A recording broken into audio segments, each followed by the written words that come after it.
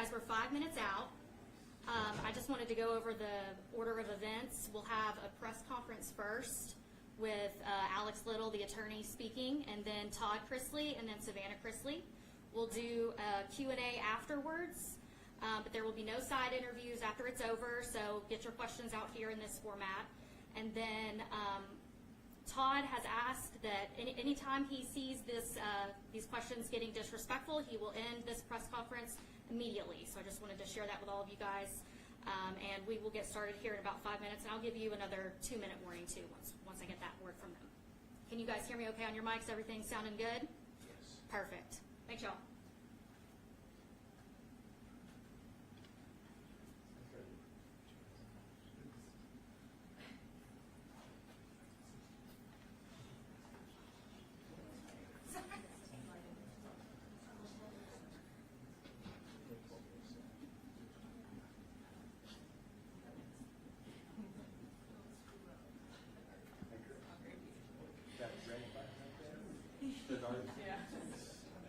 That's the one you start. Now, I'll switch it a little lower.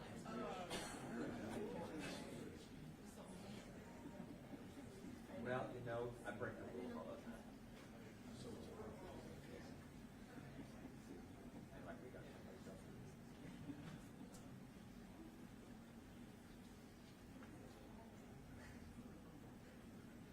longer than we'd like to say. Longer than you say a lot.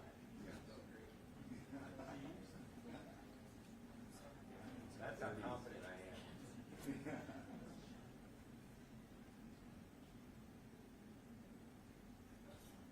Ready?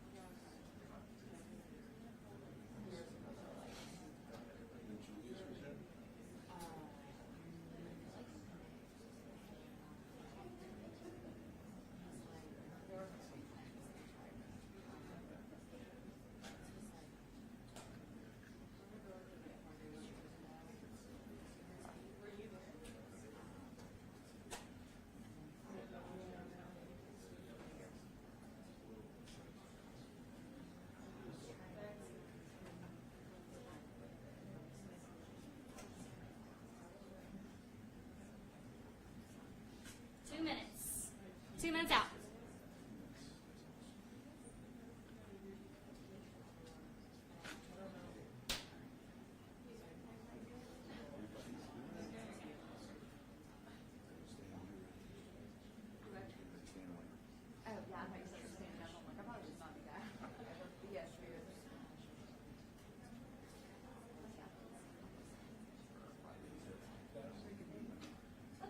Feels like we went hard last week.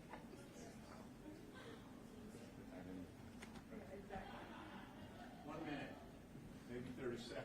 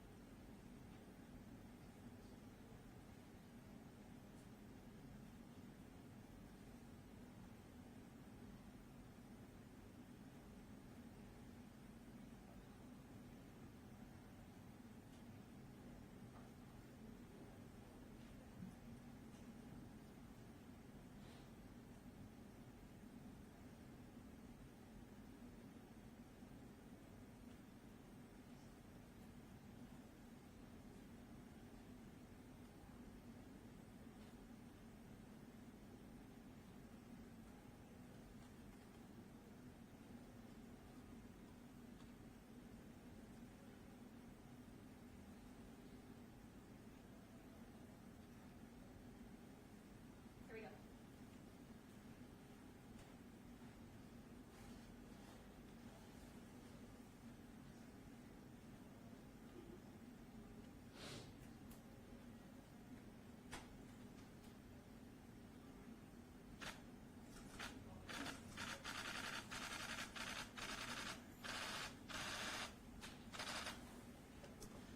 Good morning, everybody. Thank you for being here. I appreciate the attention to this matter. I know folks have wanted to talk to Todd and Savannah, so they're here to do that. I'm going to let them introduce themselves and tell a few words. We'll take questions after. How are you guys? Good. We woke up today and they were still at home. So it's honestly felt like such a dream to have them at home, and I'm just so grateful, obviously, to President Trump, the administration, Alice Johnson, just everyone within the pardons office. Alice obviously came on my podcast a year and a half ago, I think, before she ever even got the role. And what I respect about her is she's not in the art of giving favors. Neither is President Trump. And when she got the role, she looked into our case. They saw the injustices. The media loves to run with this $30 million scheme without doing the research to look into the documents. And there was no $30 million scheme. But I just appreciate the administration looking into it and seeing the faults within our case, the corruption, and just the weaponization of the DOJ. So we are just so excited and moving forward. Obviously, getting them home the past 2.5 years, I have fought. Like, that was my number one priority, was getting my parents home. But now that they're home, now we move on to all the other men and women that are in the system and getting them home. And I know we're going to continue to work. We're going to be in D.C., and Mom and Dad are now along for the ride because we're not leaving those men and women behind. There's too much work that needs to be done. There's too much reform that needs to be done. So we're just super excited, and here he is, Todd Chrisley, after running from, the media at Nordstrom yesterday. Good morning, guys. Thank you all very much for coming today, for having the interest. I want to thank first and foremost my Lord and Savior, because that's who got me through it. I want to thank President Trump. I want to thank the administration. I want to thank Alice Johnson. I want to thank every person that has prayed for us, that has stayed in the fight and that fought for the truth to come out. And so I am grateful for it. And as Savannah said, she has fought a long fight. And for any parent to see their child fight this hard, it's a double-edged sword. It's a blessing, and then your heart breaks because your child has been placed in that position to fight for you, when as a parent you're supposed to fight for your children. So I will always be grateful to you from the bottom of my heart. We've had wonderful legal representation, maybe not in the first go-round, but certainly when you picked up. And we're certainly grateful to you, Alex, and to you. This is the better-looking version of our team.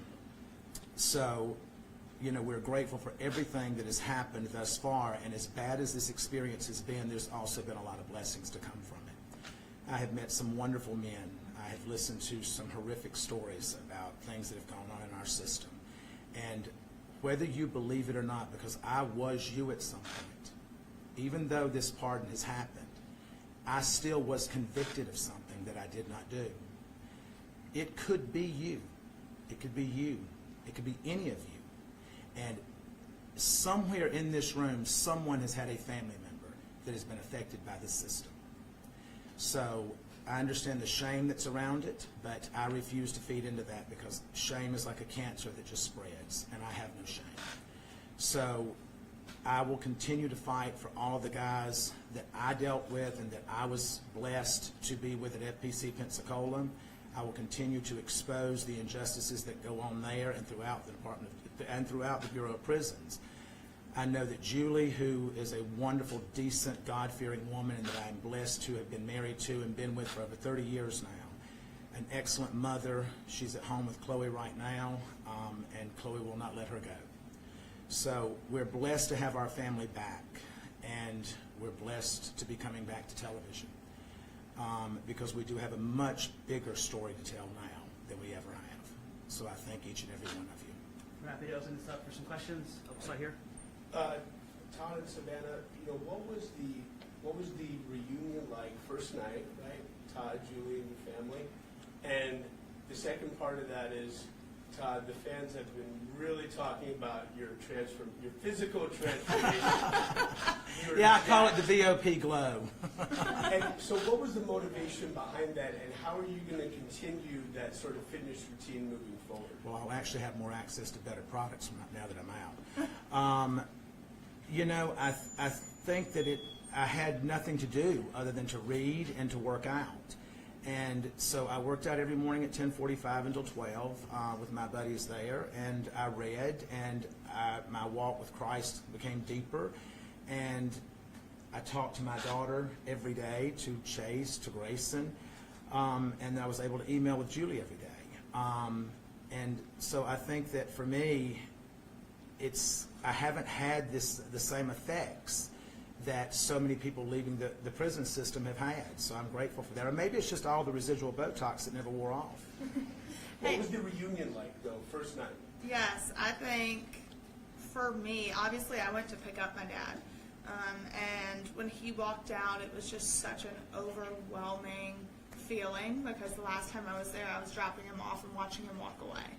So I think watching him walk towards me, I was an absolute disaster. And we left there, and it was amazing. And I FaceTimed my friend Margot, who works within the administration, and she goes, "Hold on a second." She was like, "I'm here with the president." And we got to FaceTime the president, and it was a full circle moment. I think that it was, as Savannah said, she and Nick dropped me off there, and then you picked me up. I don't even know that I felt like that it was real at that moment. And I woke up the first morning, and I was looking around, I'm like, this is really real. I'm home. So I was grateful for our family to be all back in the same room, to be together, to share a meal together, to pray together, and to know that we're still in the fight together. Question in the second row. Mr. Chrisley, do you have any remorse for the actions that led to your evictions? Oh, you must be CNN. What? Do I have any remorse? I would have remorse if it was something that I did. Well, your wife did apologize last year in federal court. Well, let me explain to you how that works, if you don't mind. Yeah. You're placed in a position as a defendant to either bow down and kiss the ass of the Department of Justice and accept responsibility for things that you did not do in order to avoid a stronger sentence. And the corruption that went on in our case is going to continue to unfold, and Alex is going to continue to give each and every one of you the evidence that as it comes in. Next question. You haven't seen your wife in so long. Hearing her voice, seeing her, what was that like? It was overwhelming. It was overwhelming. Julie and I have been together for over 30 years, and she is my best friend.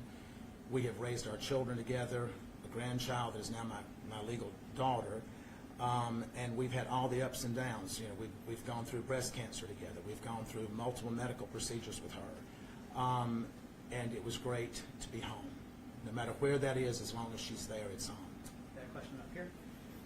Hey guys, well, welcome home, Todd. Thank you so You're much. welcome. I know this has been a big journey for you and for you, Savannah. What is one thing that happened behind the scenes that maybe you want the public to know and to understand? You want to go first? I think, obviously the biggest misconception right now is that I either paid for a pardon or slept for a pardon. That's something I would or that's the biggest misconception right now. And if people knew the countless hours and the money and the time that I spent going to DC, literally with not a meeting scheduled, and I just got on a plane and went and said I'm going to be in the right room at the right time and meet the right people.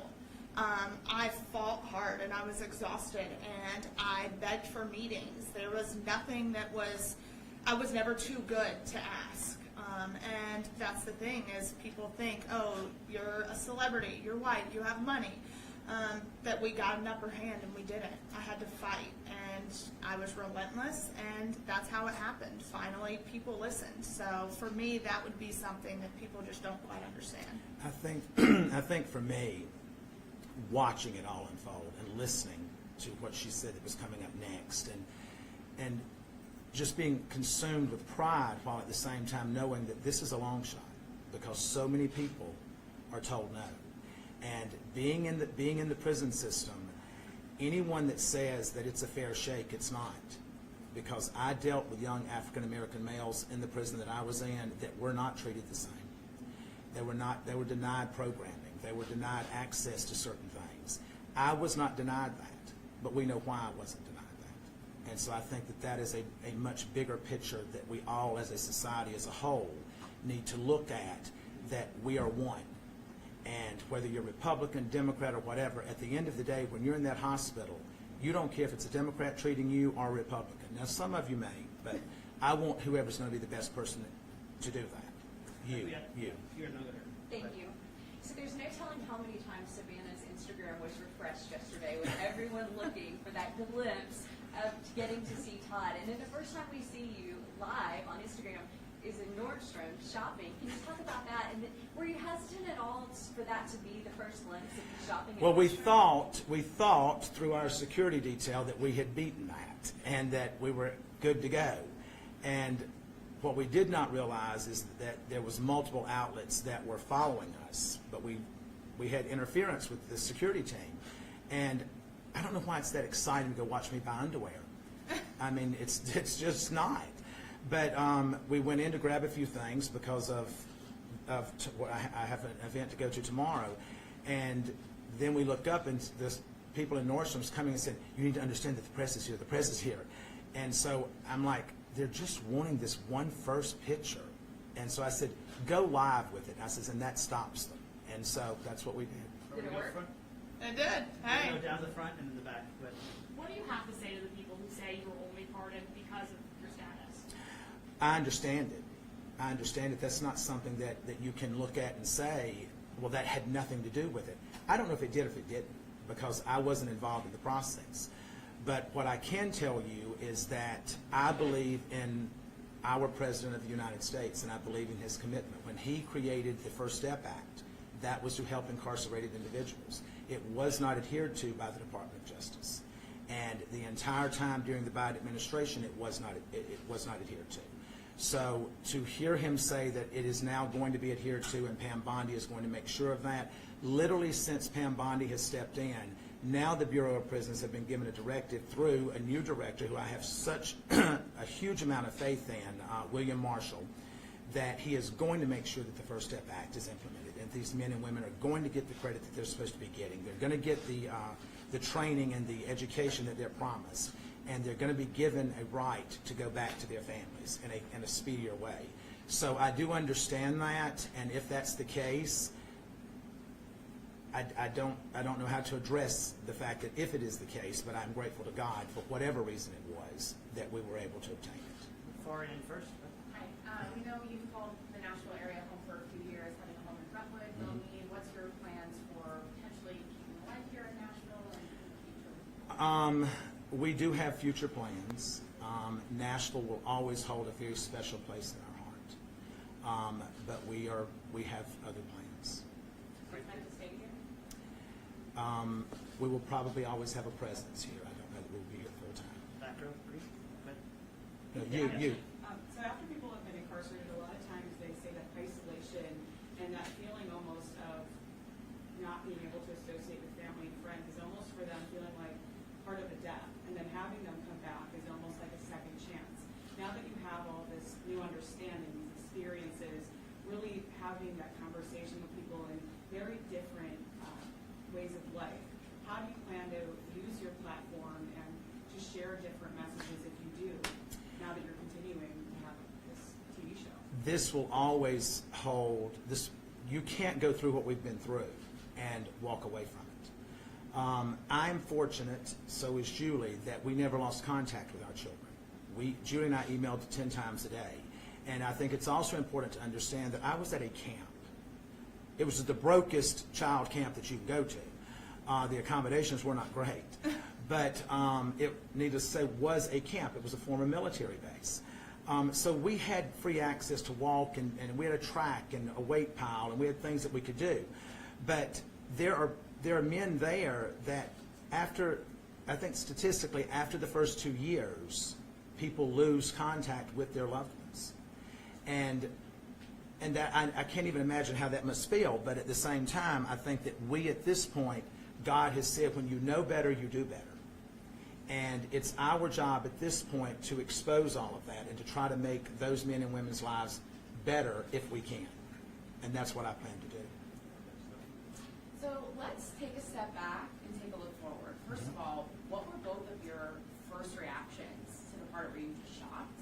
And looking forward, tell us, your return to television, this Docuseries. Can you tease what it will be like in nature, what the focus will be? Tell us about that.